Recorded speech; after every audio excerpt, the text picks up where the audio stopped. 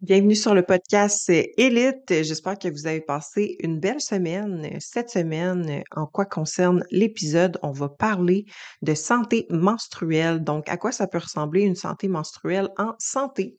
J'ai fait une story, il y a pas si longtemps, montrant un screenshot de mon application que j'ai dans mon téléphone. Donc, moi, j'ai un iPhone. Puis dans un iPhone, tu as l'application qui s'appelle Santé. Donc, moi, c'est celle-ci que j'utilise pour tracker mon cycle menstruel. Donc, en fait, qu'est-ce qui est arrivé, c'est que si vous connaissez un peu mon histoire, là, moi, pendant 2 ans, j'ai perdu mes règles et après ça, je les avais retrouvées, mais c'était des cycles extrêmement longs. Donc évidemment, c'est pas normal. Et le screenshot que j'ai mis de mon cycle menstruel, c'est que j'ai dit que j'étais contente parce qu'en 2023, j'ai réussi à aller chercher un cycle régulier de 35 à 40 jours. Puis il y a des filles qui m'ont écrit en DM, «Ah, comment t'as fait? J'aimerais ça savoir», et cetera, et cetera. J'avais mis juste des key points en story. Donc, je me suis dit, pourquoi pas faire un épisode de podcast pour vous parler de qu'est-ce que j'ai fait spécifiquement dans mon cas.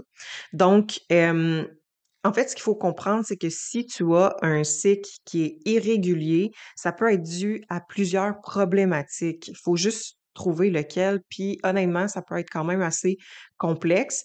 C'est important de pas essayer trop de choses en même temps, mais vraiment d'y aller une chose à la fois. Donc, moi, c'est ce que j'ai fait. Je suis allée une chose à la fois.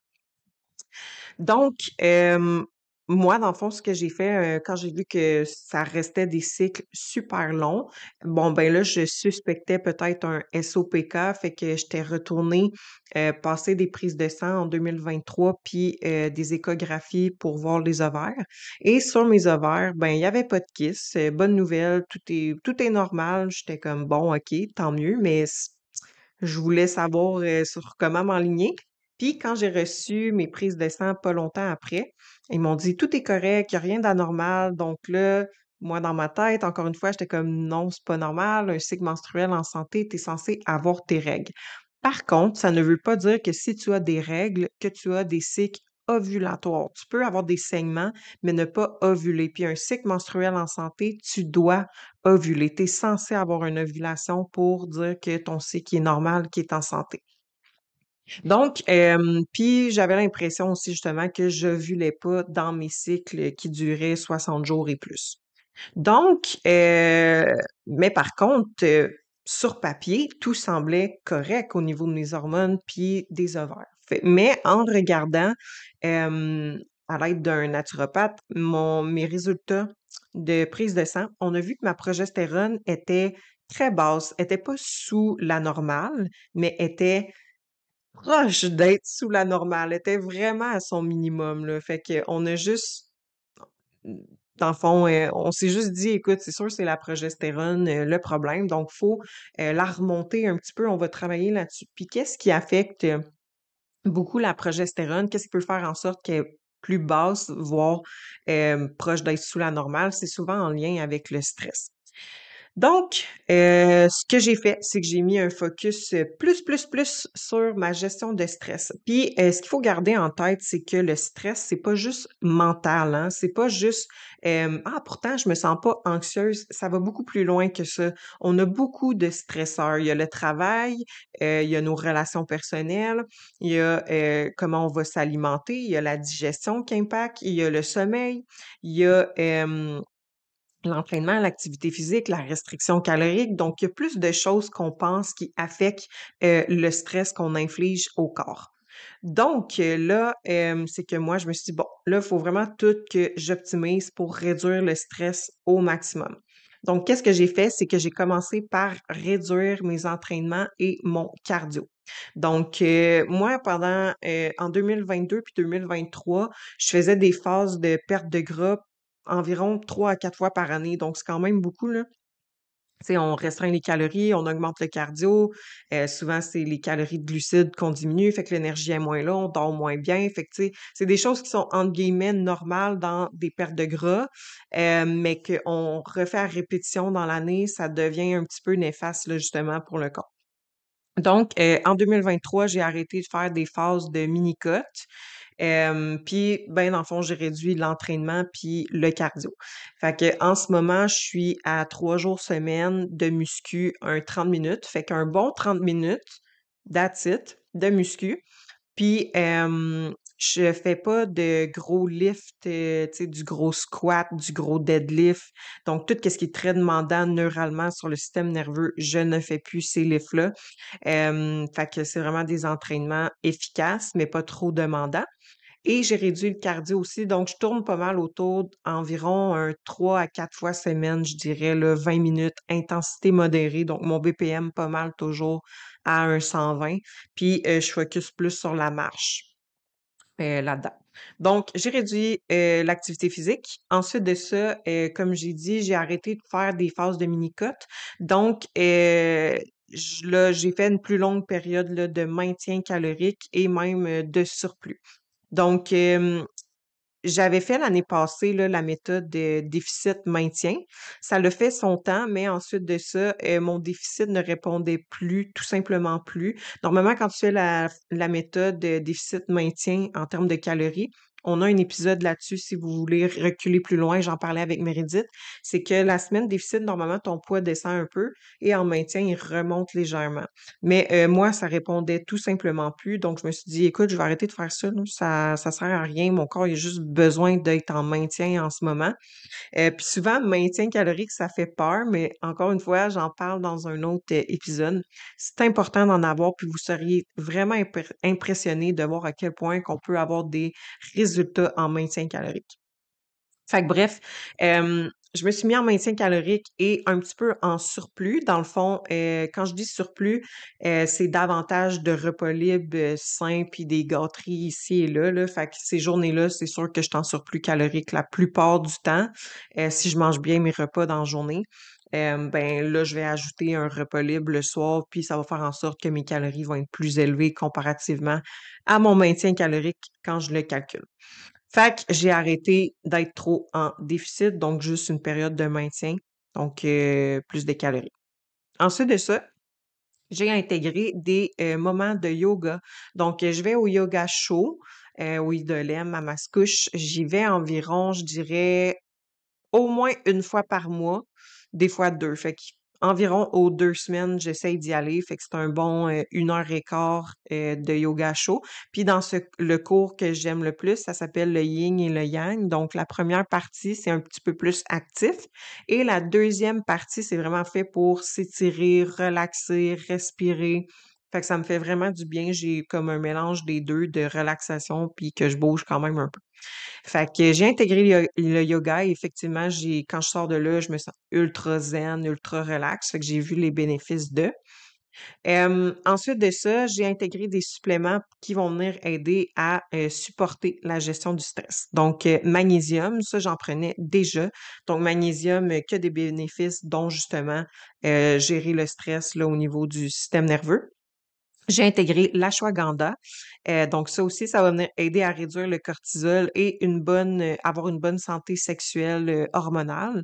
Donc, faut juste faire attention avec l'ashwagandha. Par contre, il y a certains médicaments qui peuvent interférer avec. Donc, toujours vous informer auprès d'un professionnel avant de vous acheter ce supplément-là si vous prenez un médicament.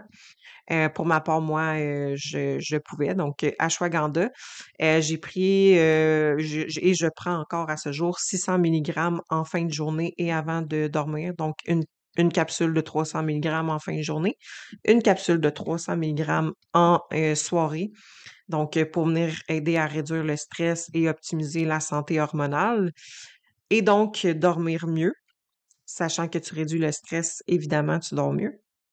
Basilic sacré, donc tu peux le prendre en gélule, tu peux le prendre en teinture, tu peux le prendre aussi en tisane. Pour ma part, je l'ai pris en tisane, donc le basilic sacré, c'est une plante adaptogène aussi, comme l'ashwagandha. Ton basilic sacré va venir aider à aussi la gestion du stress, mais il va venir aussi avoir des bénéfices côté digestion, dont réduire les ballonnements. C'est un anti-androgène aussi, donc il va venir bloquer les hormones mâles. Donc souvent, quelqu'un qui a un SOPK, il y en a que la testostérone est trop élevée, ça peut peut être intéressant d'intégrer du basilic sacré pour venir bloquer les hormones mâles qui sont un peu trop présentes. On en veut de la testostérone, mais pas trop non plus, parce que là, justement, des fois, ça peut créer des SOPK. Ensuite de ça, là, justement, je pensais que mon sommeil était optimal jusqu'à temps que je fasse ces changements-là, dont gérer mon stress. Mais j'ai aussi varié, ben pas varié, mais changé mon horaire de repas différente. Donc, moi, je suis pas mal toujours, je dirais, à un 5 repas par jour, environ, des fois 4 selon mon horaire. Mais quand je suis sur 5 repas, ce que je faisais, c'est que je mangeais une collation rendue 9h, 9h30 le soir, mais je me couche à 10h. Fait que moi, j'étais comme: «Ah, ça impacte pas mon sommeil», tout ça. Mais j'ai fait un switch, puis dans le fond, j'ai commencé à prendre cette collation-là en avant-midi à la place du soir.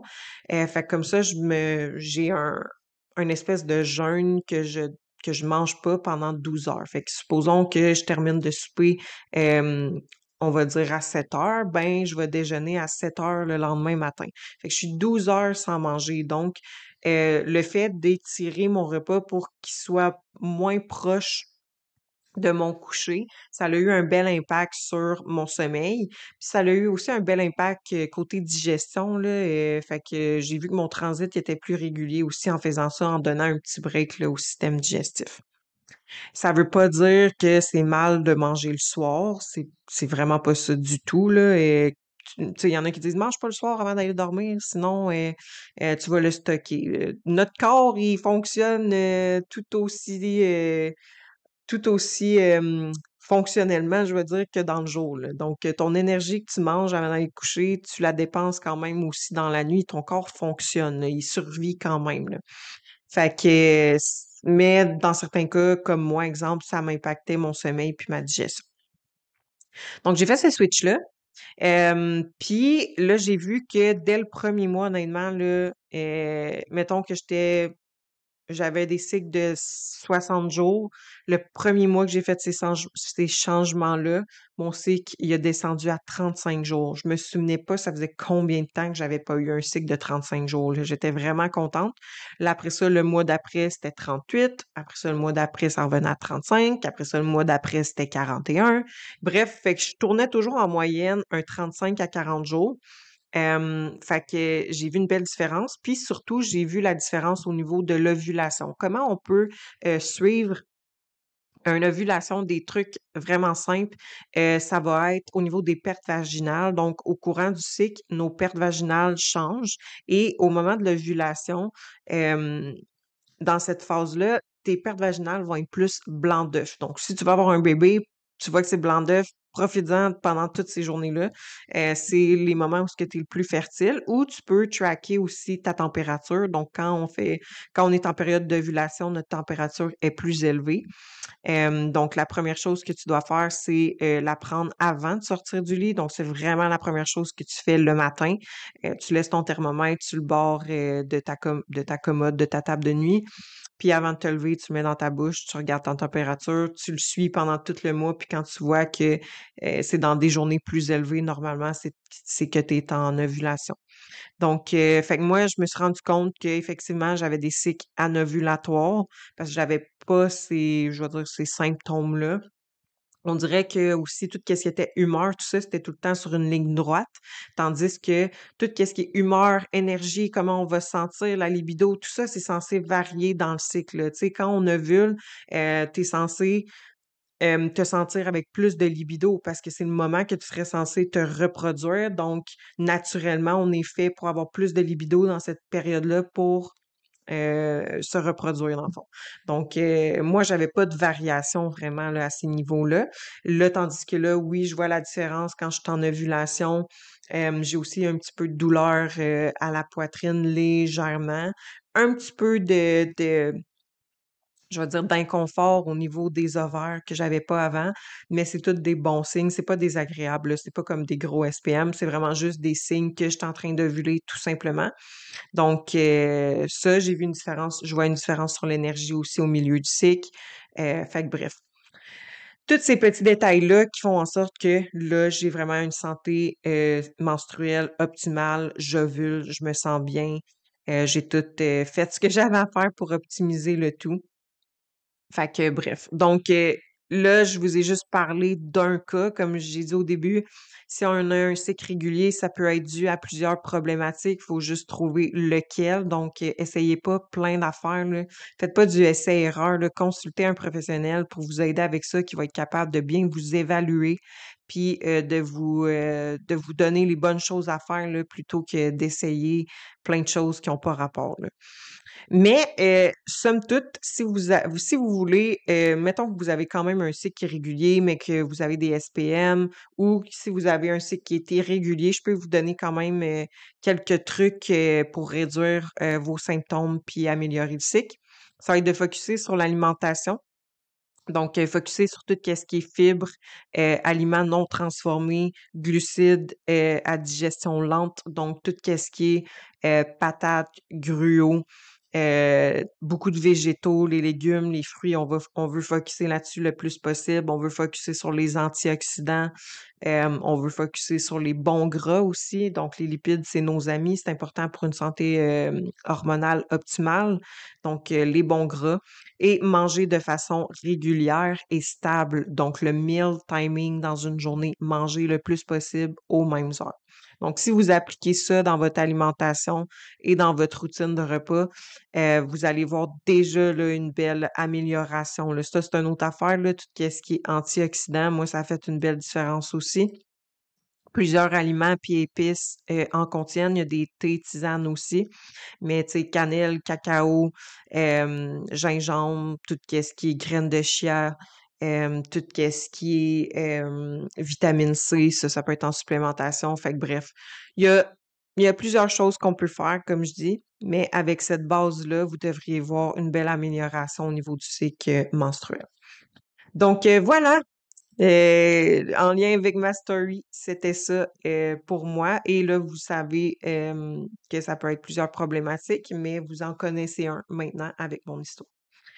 Donc, si vous avez des questions ou que justement vous avez un cycle qui est irrégulier puis que vous aimeriez travailler là-dessus, faites juste m'écrire un message. On va pouvoir se mettre une consultation puis voir si je peux vous aider avec ça. Donc, voilà. Si vous avez des questions, n'hésitez pas et on se dit à la semaine prochaine.